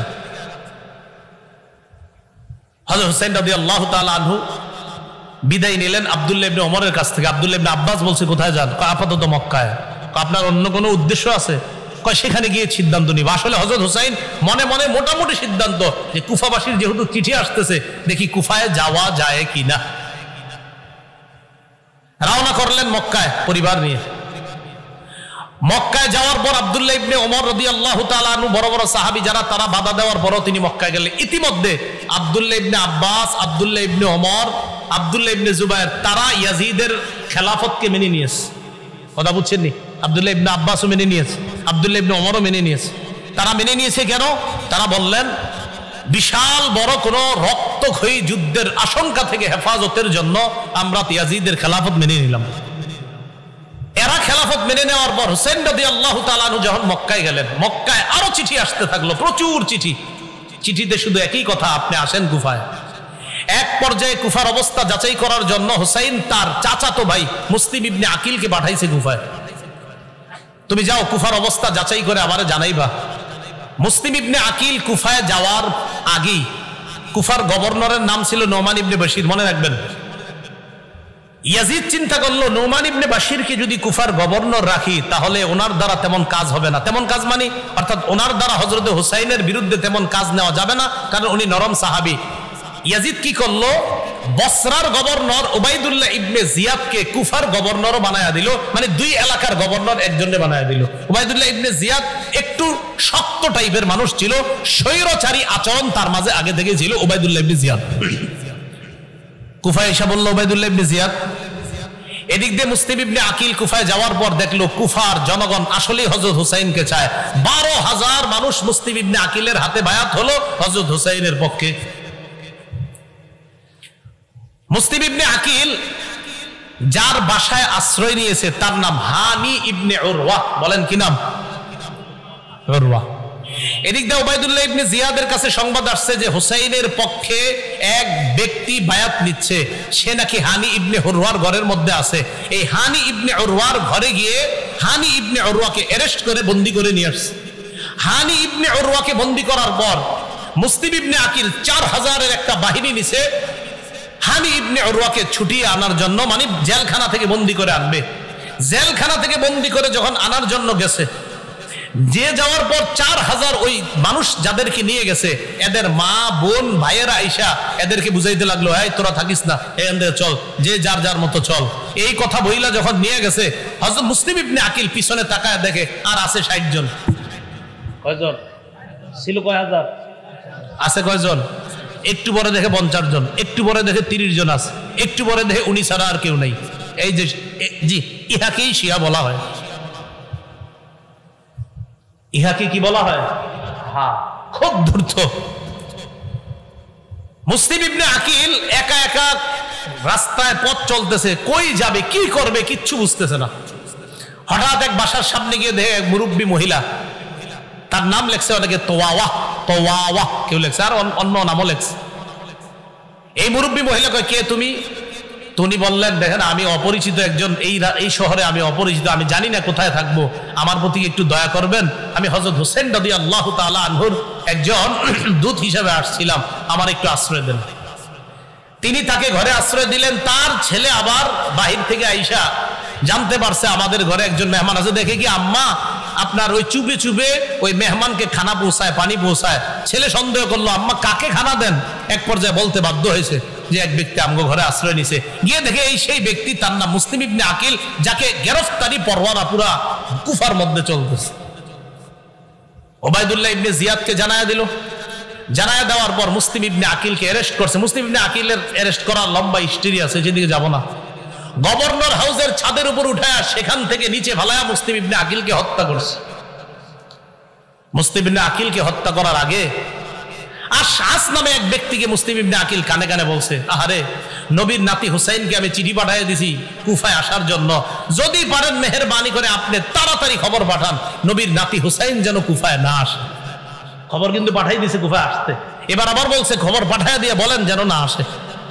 ইতিমধ্যে হুসাইন রাদিয়াল্লাহু তাআলা আনহু মুসলিম ইবনে আকিলের চিঠি পায়া রওনা করে ফেলছে। রওনা করার সময় পদে পদে সাহাবায়ে কেরাম বাধা দিচ্ছে, আপনি কুফায় যান না, নিরাপদ মনে হচ্ছে না। কয় কুফার জনগণ তো প্রস্তুত, কয় আমরা বিশ্বাস করি না, আপনার বাবার সাথে এরা গাদ্দারি করছে, আপনার সাথে গাদ্দারি করবে বলে আমাদের বিশ্বাস। হুসাইন রাদিয়াল্লাহু তাআলা আনহু রওনা করলেন। প্রশ্ন জাগে কেন রওনা করলেন? এর উত্তর হলো হযরত হুসাইন রাদিয়াল্লাহু তাআলা আনহুর চিন্তা হলো যে আমি যদি এই মুহূর্তে কুফায় না যাই, এটা হবে একটা হাজার হাজার মানুষ আসলেই যদি ইয়াজিদের খেলাফত মেনে না থাকে তাহলে কি করা। হযরত হুসাইন রওনা করলেন। রওনা করার পর কিছু দূর যাওয়ার পর হযরত হুসাইন রাদিয়াল্লাহু তাআলা আনহুকে অনেকে বারবার বাধা দিচ্ছে। এক পর্যায়ে আপনার ইরাকের কাছাকাছি যখন চলে গেছে তখন হযরত হুসাইন জানতে পারলেন যে ইয়াজিদের খেলাফত ভালোভাবেই শক্তিশালী হয়ে গেছে, কুফাতেও বসরাতে সব জায়গায়। অথচ হুসাইনের কানে ছিল কি যে ইয়াজিদের খেলাফত কুফায় নরবরে অবস্থা, আসলে নরবরে না, কুফায়ও ইয়াজিদের খেলাফত শক্তভাবে কায়েম হয়ে গেছে। হুসাইন রাদিয়াল্লাহু তাআলা আনহু যখন গেলেন, ওবায়দুল্লাহ ইবনে জিয়াদ একটা বাহিনীকে পাঠিয়ে দিল, যেই বাহিনীর প্রধান নাম হলো ওমর ইবনে সাদ। বলেন কি নাম? কতগুলা নাম বলছি আজকে, যদিও মনে থাকবে না আপনাদের, তো যাই হোক এরপরে শোনেন আর কি করা। এই ওমর ইবনে সাদের নেতৃত্বে একটা বাহিনী পাঠিয়ে দিছে হযরত হুসাইনের গতি রোধ রক্ষা করতে। মনে রাখবেন হুসাইন রাদিয়াল্লাহু তাআলা আনহু কিন্তু জিহাদের উদ্দেশ্যে কখনোই যায় নাই সেদিকে, জিহাদের উদ্দেশ্যে যায় না। এর প্রমাণ উনি শিশু নারীদেরকে নিয়ে গেছে, আর শিশু নারীদেরকে মুসলমান কখনো জিহাদে নেয় না, তুমি গেছে এমনি। যাওয়ার পর ওমর ইবনে সাদের সাথে হযরত হুসাইনের সাক্ষাৎ করার পর হযরত হুসাইন বুঝতে পারছে যে ইয়াজিদের খেলাফত প্রতিষ্ঠিত হয়ে গেছে। হুসাইন সরাসরি বললেন, ঠিক আছে আমাকে ইয়াজিদের কাছে যাইতে দাও। সুন্দর প্রস্তাব। এই ইতিহাস এই জায়গায় বলে আপনার যে হযরত হুসাইন বলছে আমাকে ইয়াজিদের কাছেই যাইতে দাও, আমি দেখি ওখানে যে ইয়াজিদের কাছে আমি নিজেকে সুবর্দ করে দিব, আমি প্রয়োজন মাফিক ইয়াজিদের হাতে আমি প্রয়োজনে বায়াত হব, আমাকে ইয়াজিদের কাছে যাইতে দাও, সেখানে আমার তার সাথে কথা আছে। ওবায়দুল্লাহ ইবনে জিয়াদ যে কুফার গভর্নর, সে কি করলো? ওমর ইবনে সাদকে বলল হুসাইনকে যে কোনো মূল্যে গ্রেফতার করো। একটু তেরা টাইপের লোক। হযরত হুসাইন যখন দেখলো না আমাকে যে কোনো মূল্যে গ্রেফতার করতে চায়, তখন তিনি তিনটা প্রস্তাব রাখলেন হযরত হুসাইন। এক, আমাকে মক্কায় ফিরে যেতে দাও, যেখান থেকে এসেছি সেখানে। দুই, আমাকে ইয়াজিদের সাথে সাক্ষাৎ করতে দাও। তিন, অথবা মুসলমানদের কোন রাষ্ট্রে চলে যেতে দাও, সেখানে অন্য সাধারণ মুসলমানদের মতো আমি জীবন যাপন করব। এই তিনটা প্রস্তাব মনে রাখবেন। হযরত হুসাইন যখন দেখলেন যে আমাকে গ্রেফতার করতেই চায় ওবায়দুল্লাহ ইবনে জিয়াদ, উনি তিনটা প্রস্তাব দিলেন। এক, ইয়াজিদের সাথে সাক্ষাৎ করতে দাও। দুই, মক্কায় ফিরে যেতে দাও। তিন, ইসলামী রাষ্ট্রের কোন সীমানায় পৌঁছায় দাও, আমি সাধারণ মুসলমানদের মতো জীবন যাপন করব। এই কথা শোনার পর ওবায়দুল্লাহ ইবনে জিয়াদ তার যে বাহিনী পাঠাইছে, ওই বাহিনীর মধ্যে প্রধান ছিল ওমর ইবনে সাদ, আরেকজনের নাম ছিল শিমার। কি নাম? শিমার। এই ওমর ইবনে সাদ এবং শিমার আরো কয়েকজন ছিল বড় বড়। শিমার ওবায়দুল্লাহ ইবনে জিয়াদকে বুঝাইলো, কয় দেখেন শিকার হাতে পেয়ে এইভাবে হাতছাড়া করাটা ঠিক হবে না। ওবায়দুল্লাহ ইবনে জিয়াদও একটু নরম হয়েছিল, হ্যাঁ ঠিক আছে, যেহেতু রক্ত যুদ্ধ হবে না, তো রক্ত যদি না হয়, রক্ত যদি জমিনে না পড়ে, এটা তো ভালো কথা। হুসাইন যদি এমনি বায়াত হয়ে যায় তাহলে এটা খারাপ কথা না, সমস্যা কি? হোক, ঠিক আছে, তাহলে তাকে ইয়াজিদের কাছে যাইতে দেই। শিমার বলল, আরে আপনি কি করতেছেন? এই শিকার যেটা পাইছেন এটা আর কখনো পাবেন না, হাত ছাড়া করেন না। ওবায়দুল্লাহ ইবনে জিয়াদ, হ্যাঁ ঠিক আছে, তাই তো, তাহলে গ্রেফতার করুন। হযরত হুসাইন রাদিয়াল্লাহু তাআলা 9 মুহররম কুফা থেকে আপনার শামে অর্থাৎ দামেস্কের যেখানে ইয়াজিদ আছে সেখানে যাইতে প্রায় 900 কিলোমিটারের উপরে। কয়টা কিলো? সেখানে যাইতে আপনার প্রায় 18-19 দিন লাগবে।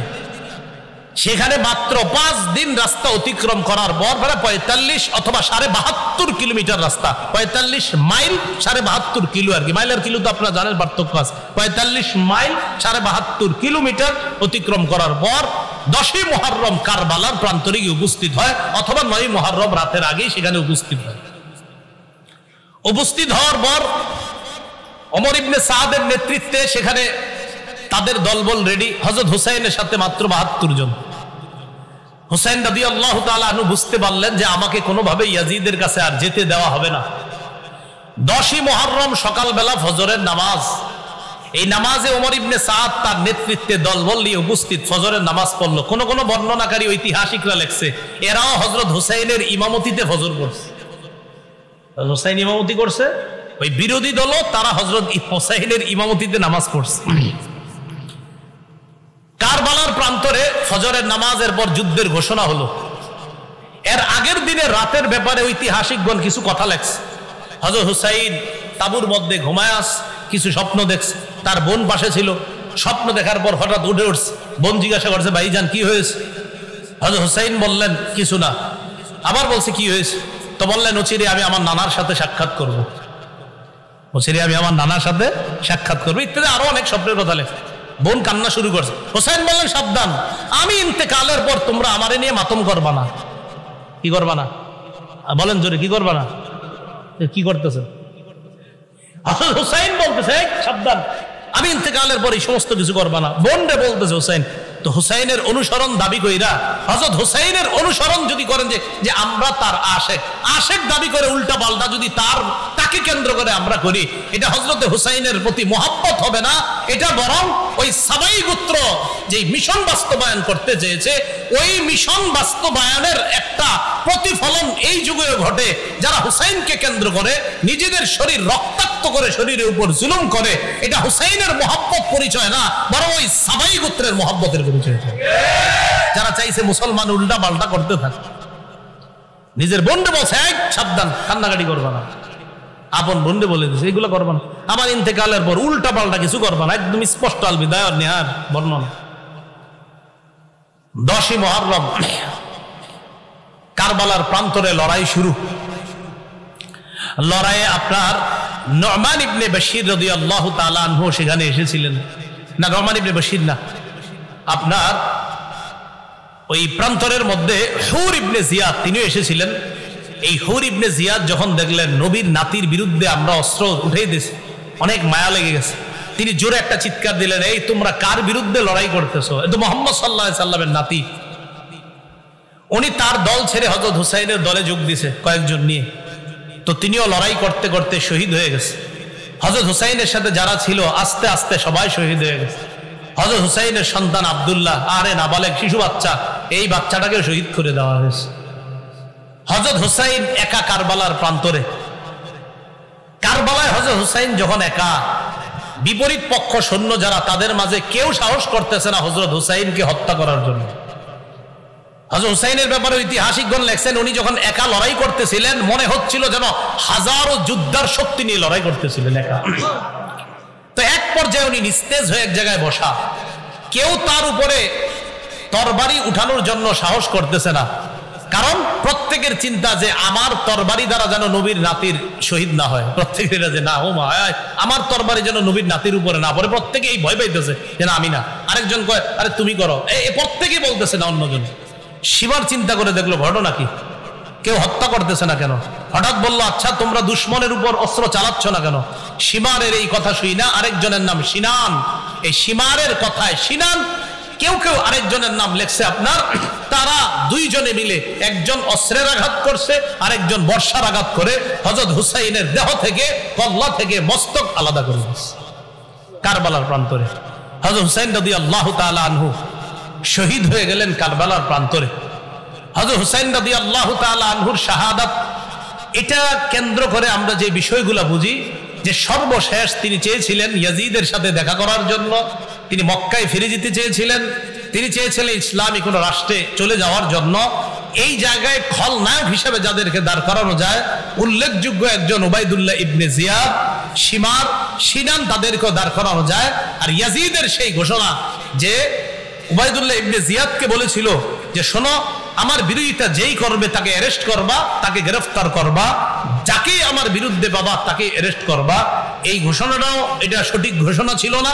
উবাইদুল্লাহ ইবনে জিয়াদের যে ঘোষণা যে হুসাইনকে কোনোভাবেই ইয়াজিদের কাছে পৌঁছতে দেওয়া যাবে না, এটাও ছিল অনেক বড় অন্যায়। এইভাবে আপনার মুসলমানদের এই যে রক্তে রঞ্জিত হওয়ার খেলা, সেই খেলা যে শুরু হলো, মুসলমানদের এই ইতিহাস ঐতিহ্য নষ্ট করার পিছনে মূল কারণটা কি? আমরা যে কারণটা জানলাম সেটা হলো খেলাফত ব্যবস্থাটা ধ্বংস করা। আর খেলাফত ব্যবস্থা ধ্বংস করলো কিভাবে? দেখলো মুসলমানদের একতা, এই একতা নষ্ট যারা করলো, ওই তারাই মুসলমানদের হাতে মুসলমানদের রক্ত রঞ্জিত হওয়ার ইতিহাসটা রচনা করছে। মুসলমান কখনো মুসলমানকে অস্ত্র চালাইতো না, ওই সাবাইরা এটা শুরু করলো। এইভাবে আস্তে আস্তে আপনার স্পেন শাসন করলো 800 বছর। এই স্পেনও শাসন 800 বছর করার পর মুসলমানরা এক ষড়যন্ত্রের শিকার হয়ে স্পেন হাতছাড়া করলো। ভারত উপমহাদেশ প্রায় 400 বছর শাসন করলো, এখানেও মুসলমান ষড়যন্ত্রের শিকার হলো। মূল কথা মনে রাখবেন, মুসলমান ঐক্যবদ্ধ জাতি হিসাবে থাকতে হবে। তৃতীয় পক্ষের ষড়যন্ত্রে মুসলমান যখনই কান দিবে তখন মুসলমান বিপদে পড়বে। মুসলমানদের একতা নষ্ট হয়ে গেলে তখন এই মুসলমানদের বিজয়ের পরিবর্তে পরাজয়ের গালি গ্রহণ করতে হবে। এই জন্য আমরা সবাই আজকের ইতিহাস থেকে যে বিষয়টা জানলাম, সবচেয়ে বেশি জরুরি এখন আমাদের একতা। কি দরকার বলেন তো? একতা। তো একতা হবে কিভাবে? আমার পাশে আরেক হুজুরে বয়া দেন, উনি আমার বিরুদ্ধে কয়, আমি ওনার বিরুদ্ধে কই, তো লাভ কি? এমনি আর একতা হবে কিভাবে? আল্লাহ আমাদের সকলকে প্রাথমিক কথাগুলো, কারবালার ইতিহাস তো অনেক শুনছেন, এটা হচ্ছে বেশি মনে রাখবেন যে আমাদেরকে শেষ করে দিল কবে থেকে, ওই জায়গাগুলো মনে রাখবেন যে আমাদের যে উত্থান সুন্দর ছিল। মনে থাকবেনি কত হিজরিতে? 1835 হিজরির 18ই জিলহজ বা 17ই জিলহজ হযরত উসমানকে শাহাদাতের মাধ্যমে মুসলমানদের যে একতা নষ্ট হয়েছিল, ওই একতাটা আজও পর্যন্ত ফিরে আসে নাই। আমরা আল্লাহর কাছে দোয়া করব যে মুসলমান সারা পৃথিবীর যারা, আমরা ঐক্যবদ্ধ জাতি হিসাবে থাকার চেষ্টা করব।